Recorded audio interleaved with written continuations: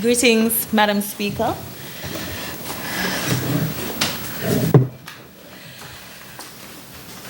I'm always pleased for the opportunity to lend support to legislative changes which allow us as a government to meet our regional commitments.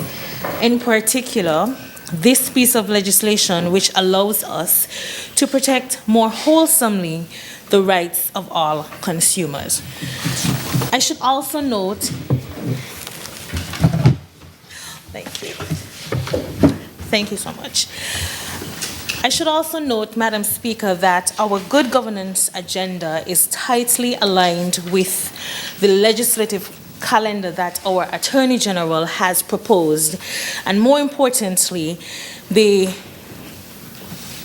legislative agenda prepares a very solid base for the transition of our country to a sustainable island state.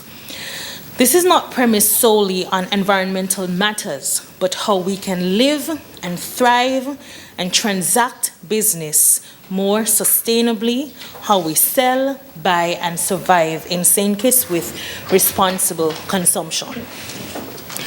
As such, I'm happy today to be able to speak not just to the legislative changes for the Consumer Protection Bill, but to provide a framework of how these changes can support the diversity of consumers in St. Kitts and Nevis, whether you're visually impaired, young, old, rural, urban, whether you can read really well or cannot read, whether you can calculate maths really fast in your mind or not, and how the government, the consumers, and the suppliers can work together to ensure the safety and survivability of all when we consume products. As outlined by the mover of the bill, the changes that we're debating today are really premised on trust and trust building, and something that we often take for granted.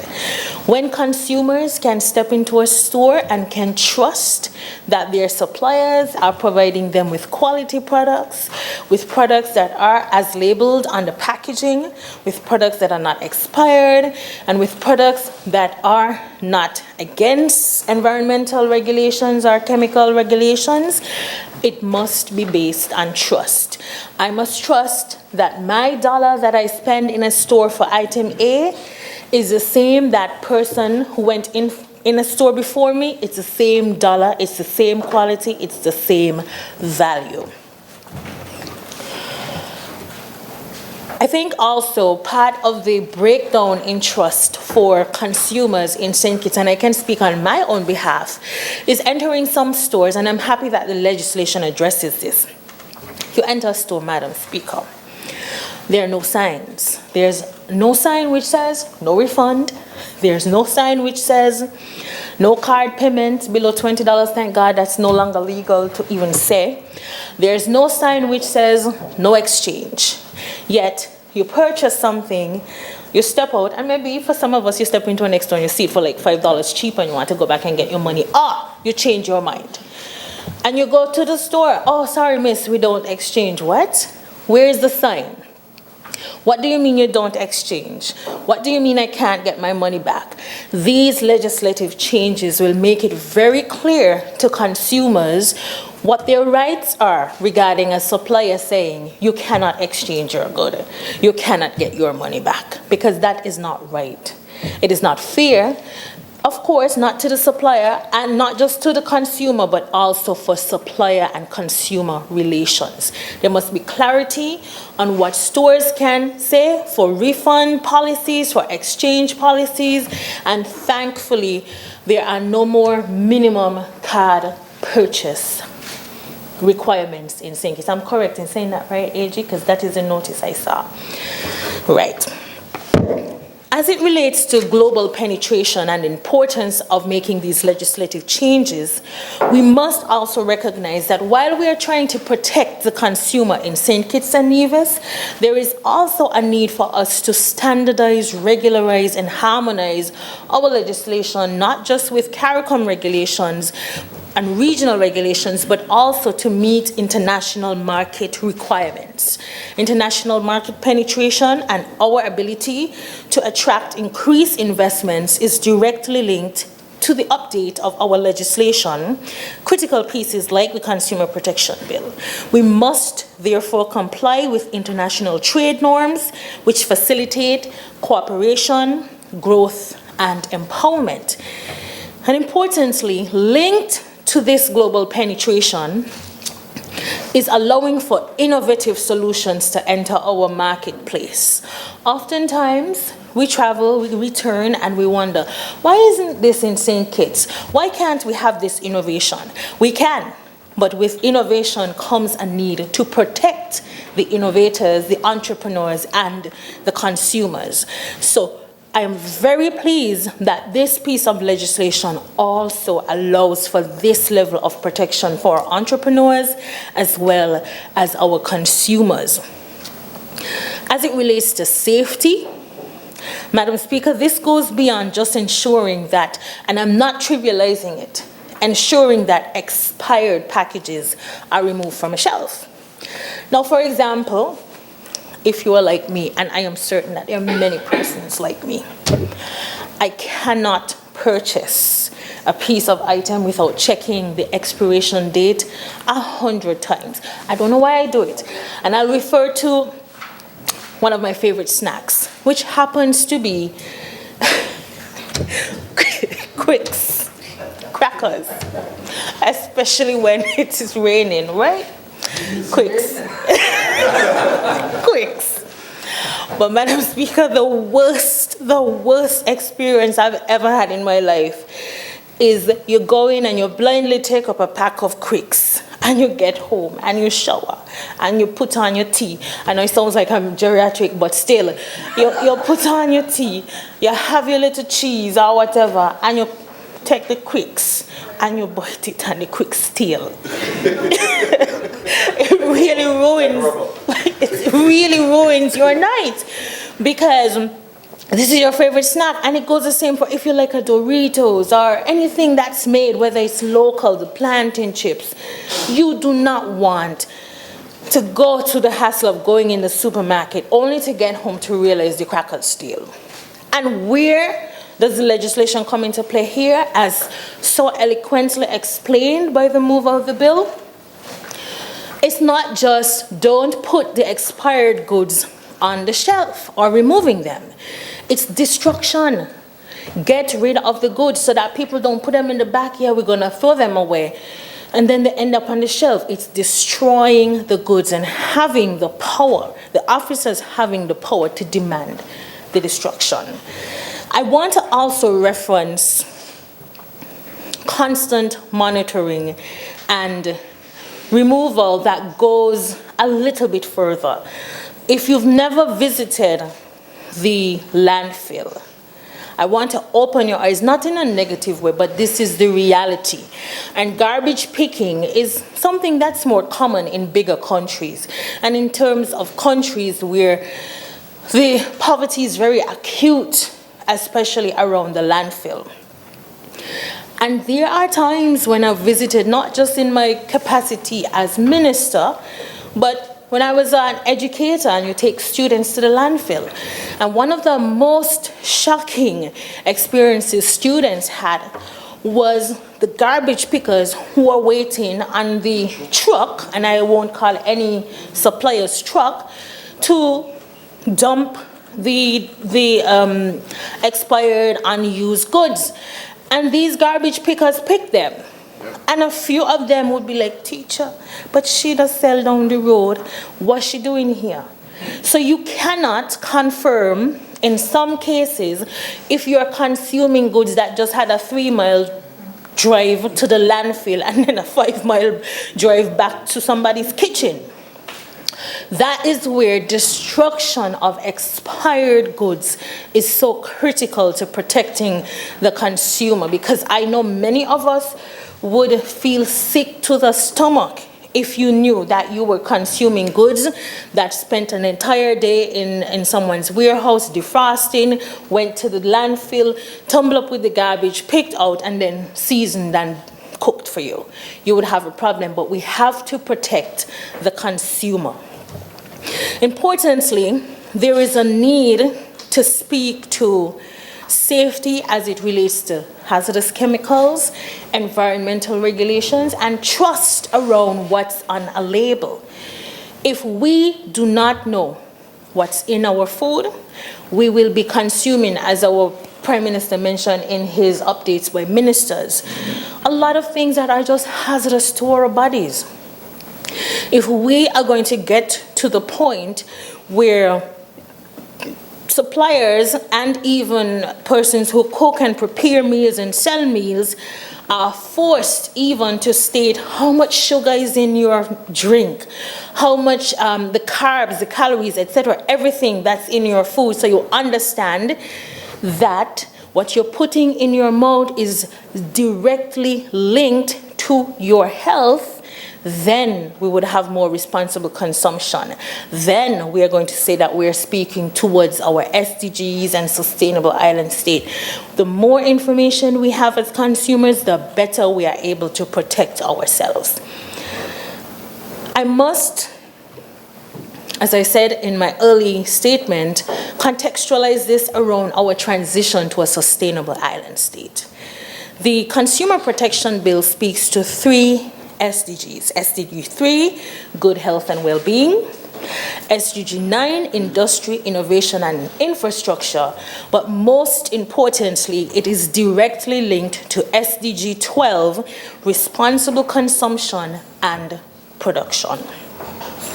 If we have to adhere to environmental changes and environmental protocols, if we have to adhere rather to transparency around reporting and food claims, to avoid dangerous items and ban chemicals, or to be clear when we're talking about eco-conscious economic activities, that someone cannot greenwash and green label and say that this is good for your health, this is going to make your hair grow back, this is going to make you lose weight in 5 seconds. They say these things. They say these things on packaging, on things that you order, on things that are sold in stores. Or this is going to give you vitality and energy so that you can last hours and hours doing schoolwork. The packaging and the labeling must match what items can do. Right? So there is really a need to protect the consumer here. And I want to speak a little bit more to pricing when it comes to consumption. Last week, just before the rain, like everybody, I went for the excitement because I really didn't need anything but the crackers to the store. And you saw everybody purchasing and buying. And one of my co-workers who accompanied me, she walked up to the milk and she said, "Oh my goodness." And I was like, "What's happening?" And she's like, "How has this milk moved from $2.75 to $4.50 a can? And this is in a standard supermarket." So I'm not here to bash any supplier because we know inflation, import, export, you can't control it, but you can have some control over your, I don't know how to explain it in the right terms, the scale at which you make your profit. There must, markup, okay, good. There must be some control mechanisms put in place to protect the consumer.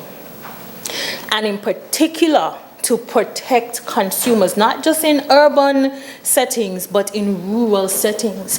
There was a time when persons said, milk should be more expensive in the country. And the question was, why?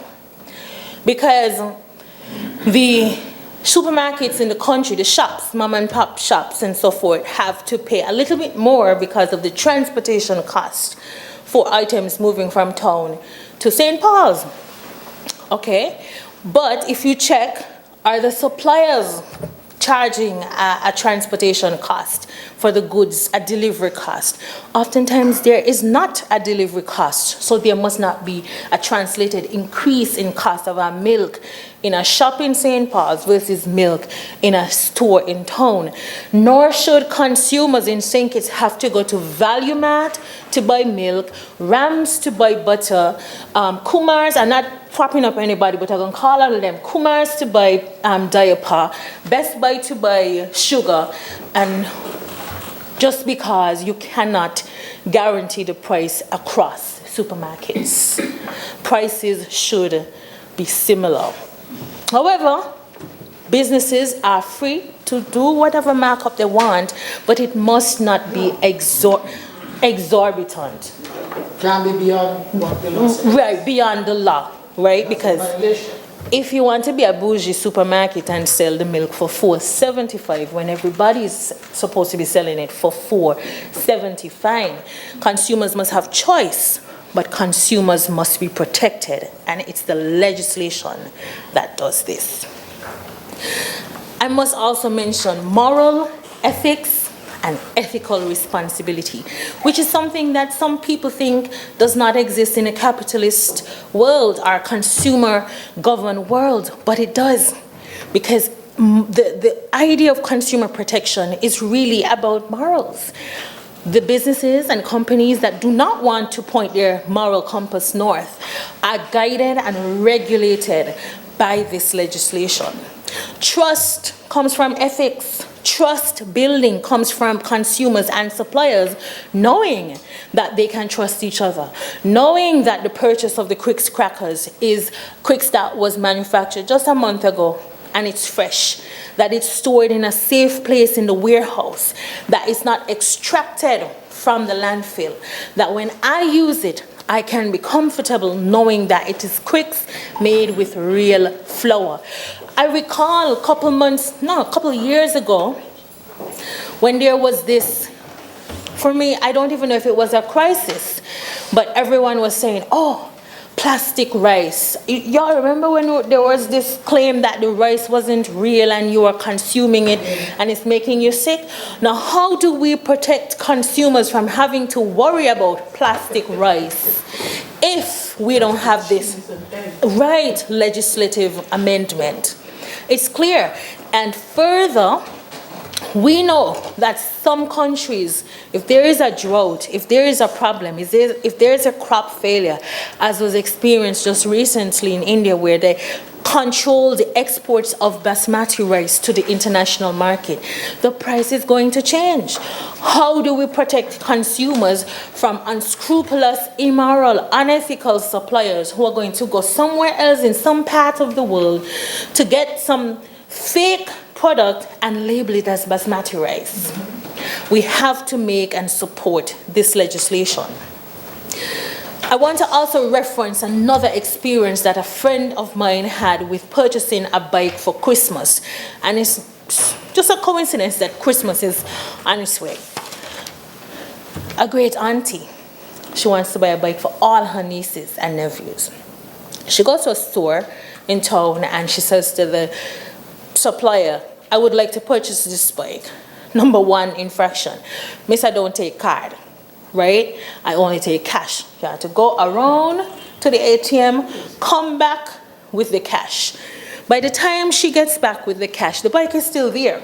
She was told $350 for the bike, $350 cash. The bike is still there with a second option that she did not want. And the supplier says to her, the bike is no longer available. You must have this one. She says, no, you just told me this bike, $350, go and get cash. But what happened? In the time that it took for her to go around to the ATM and come back, the guy sold the bike to someone else for $550. And he was not interested in my friend's $350 anymore. Labels, put the amount, you must be able to walk in a store and see that this item costs $3.50 or $350 and not The price changes according to who steps into the store and how good you look. Everybody gonna have to go for Christmas and dress real raggedy to get good, fair prices. So there's a need for us to protect the consumer. And the suppliers, again, as I want to echo the sentiments of the move of the bill, the suppliers must be educated as well, because some persons are acting and not really aware that they're breaking the law and they're putting the consumer at harm. So there is a need for us to quickly support this, pass it, and move it along. And lastly, I want to mention inclusivity and social equity. Critical to becoming a sustainable island state, again, Madam Speaker, is that we have to protect the most vulnerable. We have to protect differently abled consumers. We have to ensure they're treated fairly and equitably. It doesn't matter if you can read just a little, you must be able to read the price. You must be confident that when you step into a store, no one is hustling you, no one is selling you expired goods, no one is selling you something because they don't have Braille and you can't get a clear indication of what you are purchasing. You know, if we don't make these legislative changes, not just for the regional legislative agenda, but for the quality of life in St. Kitts and Nevis, we are never going to attain a sustainable island state. Legislation supports the changes that we want to make for sustainability. And that's why I'm very happy to support this, and having provided the context and the link between the SDGs, SDG 12, responsible consumption and production. It is a global indicator, it is a global target, and we must do what we must here in St. Kitts and Nevis in order to stay aligned with the global sustainability agenda. With that said, Madam Speaker, thank you.